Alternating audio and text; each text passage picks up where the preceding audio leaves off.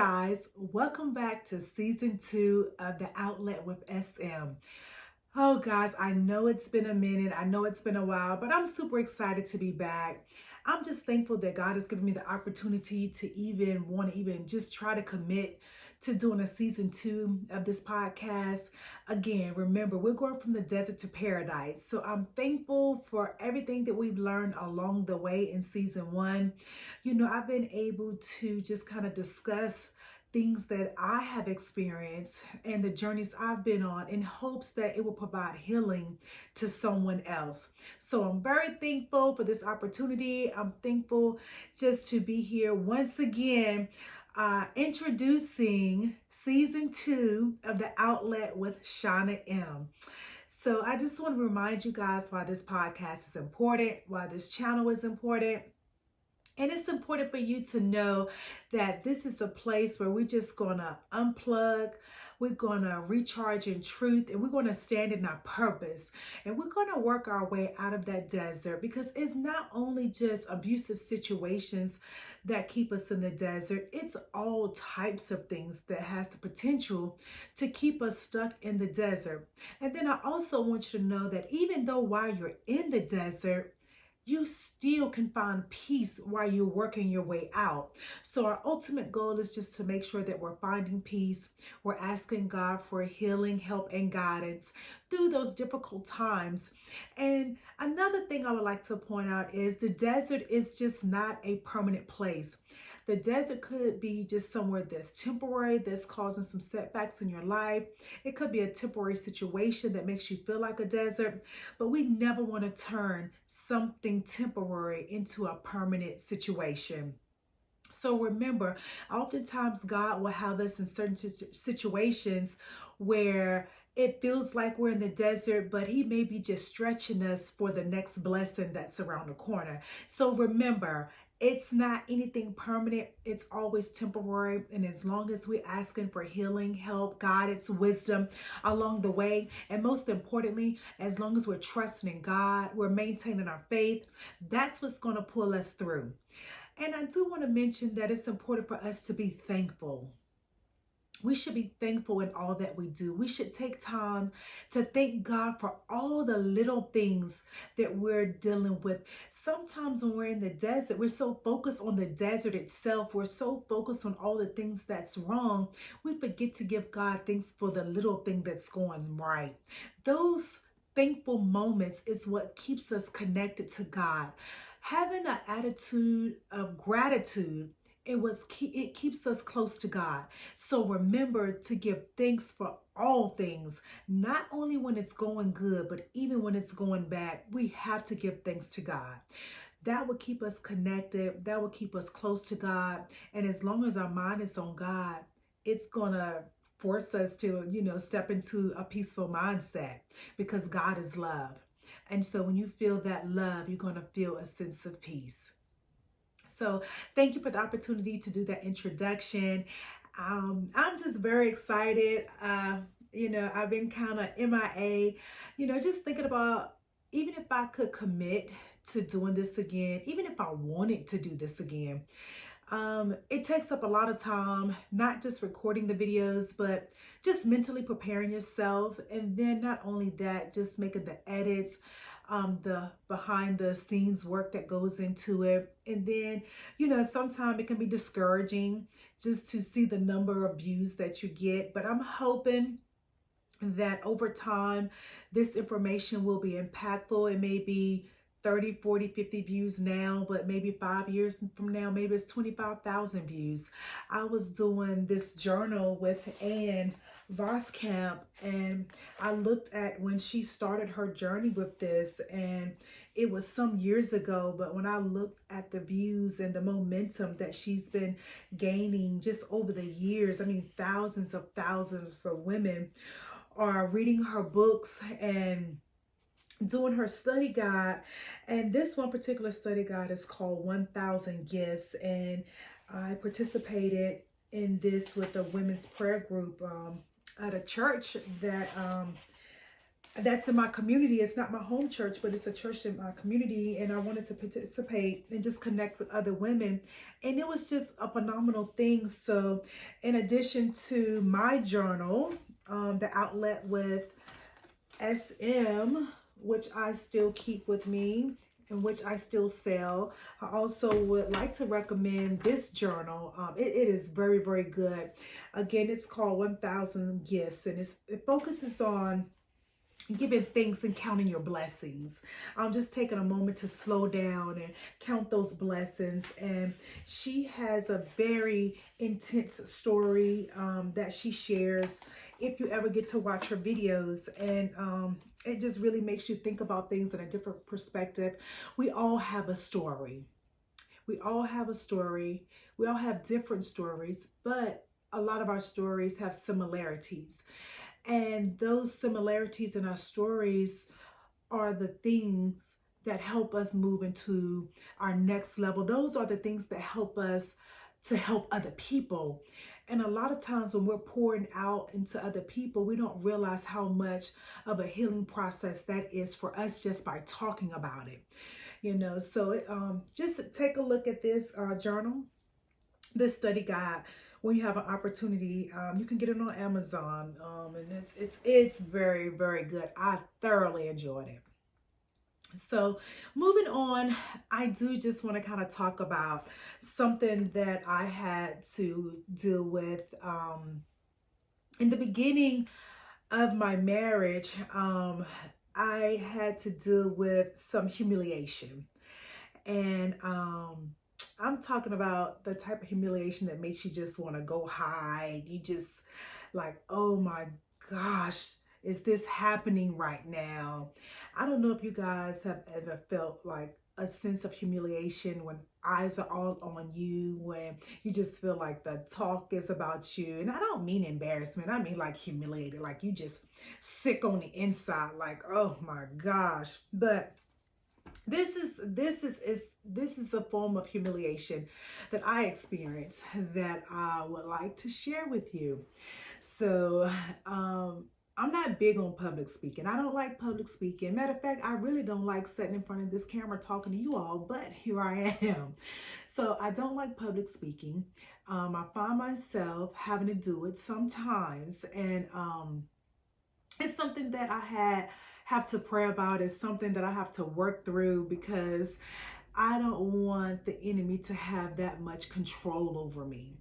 So it was this one particular time, my husband and I, we had just gotten married, and he was asked to do this speaking engagement.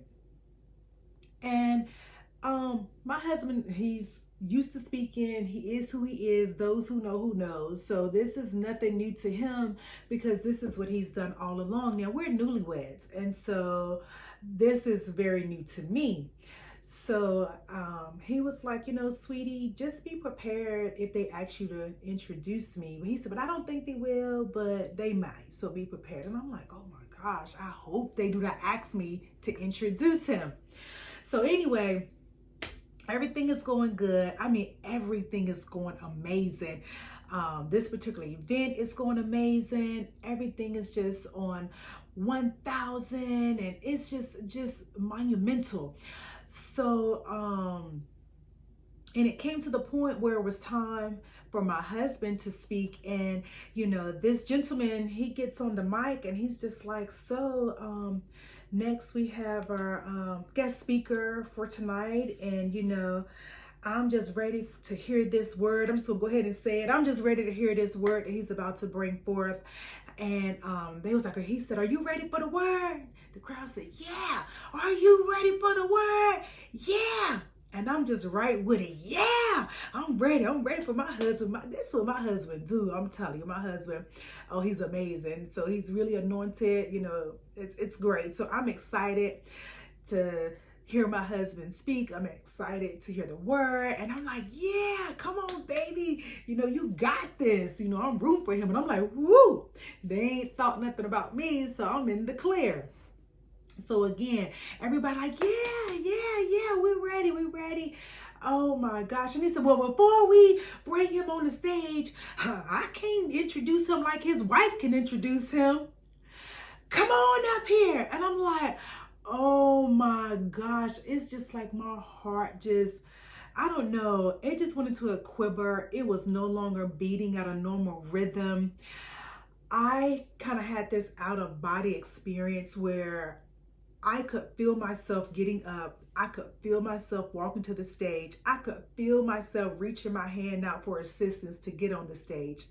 But everything from that moment, I just blacked out. It was just like, it was just me and air. I couldn't see the people. I couldn't see anything. And all it sounded like to me was walk, walk, walk, walk. Like I was just walk, walk, walk, walk. I mean, I'm Charlie Brown making no sense. I mean, it just, I don't know what was happening. I don't know what came out of my mouth. I'm looking around and I could see people trying to support me. But guys, I was so nervous. Like this type of fear and nervousness, it just came over me so heavily that I could feel my kneecaps trembling. Have you ever felt your kneecaps trembling? I had never felt that before, but in that moment, thankfully, I had on a dress that was pretty lengthy. No one could see my knees, but I could feel my knees. My kneecaps were jumping. I mean, how does that even happen? Like, how does your kneecaps jump? But anyway, it was happening and it was happening to me on the stage. And I just don't know what was happening, but I know that that was a moment of humiliation for me. Even when it was all over, I think my husband just felt so sorry for me. He just came on up and gave me a hug and said, "Thank you, sweetie." I said, "Oh, baby, I was so nervous." And he said, "You did fine." I said, "Oh my gosh," but guys, I was so nervous. I mean, I couldn't even enjoy the service. I couldn't enjoy the service. This feeling sat on me the entire time throughout service. I just felt so anxious. I felt so nervous. Even to the point where I could just still feel the jitters. Like it was like the jitters were all over my body, not just in my kneecaps. It just spread everywhere. And so I'm sitting there in the crowd, unable to enjoy the service. And the whole time I'm thinking about what just happened. You know, that's how the enemy will try to do you. He'll try to just put you in these situations to distract you from what you should be focused on. And in that moment, I'll allow the enemy to have control over my feelings, over my emotions. I felt so humiliated. I felt embarrassed. I felt ashamed because how could I embarrass my husband like that? I wonder if I embarrassed him. How could I fumble like that? And so, again, I'm sitting there, I'm so nervous. I can't enjoy the service. I'm dealing with all of these emotions, and I'm just like, God, help me. God, I need you in this moment. I have to calm down. And so I just started praying and asking God, to just come rest on me. You know, I started asking God to come and just rest beside me, praying for the Holy Spirit just to give me some relief in this area, give me some peace in what I'm dealing with in this moment. You know, I want to focus on the word. I want to be in the moment. And the enemy was trying to keep me from that. So once everything was over, my husband, my bonus son, we were all in the car and no one was saying anything. And I just remember thinking like, oh my gosh, they're not even gonna say anything. So I was just like, y'all, we have to address the elephant in the room. I was like, I was so embarrassed. I was so humiliated. Oh my gosh, I did not know the man was gonna call me up after he started, introducing him. But yet instead, he wanted to call me on stage, talk about, are y'all ready? Are y'all ready? You know I can't introduce him the way his wife can. I'm sure you probably could have did a better job than me, Mr. Sir. I'm up there embarrassing him, and I'm feeling humiliated afterwards. But my bonus son said, I would have been nervous too. It was fine. You did good. You did good. I'm like, oh my gosh.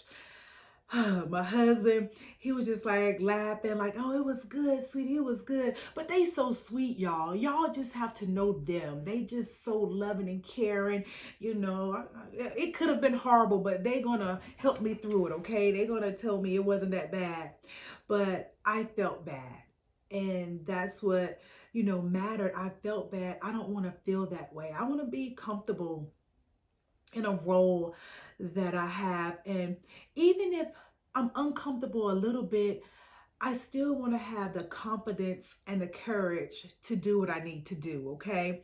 So there's this scripture that I have. I don't have my book. Oh, yes, I do. There's this scripture that I have that I often rely on in those times, and it's good. It's Joshua 1:9. And it states, have not I commanded thee? Be strong and of good courage. Be not afraid, neither be thou dismayed, for the Lord thy God is with you wherever you goest. And so I know that God will be with me. God will walk with me. God will talk with me. God will be there with me in those challenging times. Even though we face many more challenging times, things that are 10 times worse, but every moment matters. Every moment has the opportunity or the potential to change something in your life. So that moment had the potential to break me from public speaking. But I know that I'm called to speak in front of people. I know that I'm called to have conversations, and I want to be confident that I can do it. So I was humiliated in that moment, but I did not allow that moment to break me. I didn't allow that moment to break me. I did go into prayer. I did do some fasting in regards to that because that's something that I wanted to overcome. And I knew with God on my side, I can overcome it. And even if I don't overcome it in its totality, I don't want anything to have that much control over me where I feel like I'm almost having an anxiety attack or I feel like I'm having a panic attack. So that was something that God and I had to work on closely. That was something that was important to me. So, things that are important to you are important to God. And prayed, I asked for healing in that area. I asked for peace in that area because, again, it's something that I wanted to do. It's something that I just wanted to be courageous in. Even if I'm nervous, I still want to have some control. And I was listening to a TED Talk on public speaking, and it was something interesting that was said in that moment. And they said we exhibit the same emotions with excitement and anxiety and fear, and releases this fear, whatever releases anger, whatever releases these emotions. I can't think of the word right now. Please forgive me. What happens is it's the same thing, okay? It's the same thing. What we have to do is turn the fear into excitement, okay? Because it's the same type of emotional release. So we have to turn the fear into excitement. And so that was interesting to me because that was really a form of excitement, but the way I displayed it was in a form of fear and anxiety. So we have to be careful because the enemy would try to trick us and make us think that we're fearful of certain things when it's something that we should be excited about. I should have been excited about introducing my husband. I should have been excited about the opportunity to be before the people to explain some of the goodness and greatness about my husband. But the enemy wanted the moment or the opportunity to take that moment away from me. But God is so good because um, I had an opportunity to redeem myself. And I'm thinking I may share that in the next episode. But I had an opportunity to redeem myself. I wanted to redeem myself. And I have to let you guys know that we have redeemable moments. Moments where we think, it's like it has ruined us.